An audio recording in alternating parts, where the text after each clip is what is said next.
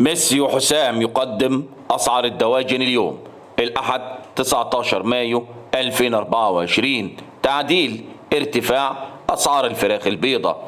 السلام عليكم ورحمة الله وبركاته. أهلا وسهلا بكم أصدقائي المتابعين للقناة. لو لسه بتشوف القناة لأول مرة فضلا وليس أمرا اعمل لايك للفيديو واعمل اشتراك للقناة عشان يوصلك كل جديد. سعر البط البلدي في المزرعة سجل 120 جنيه للكيلو. سعر البط الفرنساوي في المزرعة سجل 65 جنيه للكيلو. ولا تنسوا الصلاة على سيدنا محمد صلى الله عليه وسلم واشتراككم في القناة شرف لنا. سعر البط المسكوفي في المزرعة سجل 100 جنيه للكيلو.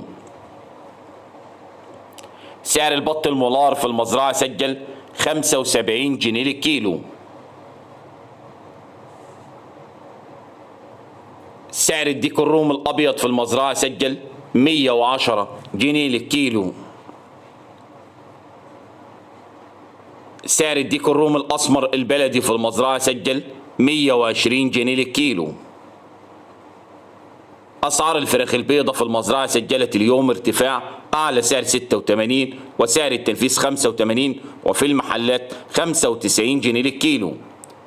سعر الفراخ الساسو أعلى سعر 94 وأقل سعر 93 وفي المحلات 103. سعر الأرنب اليوم في المزرعة سجل 85 جنيه. سعر الفراخ البلدي الحر في المزرعة 115 جنيه.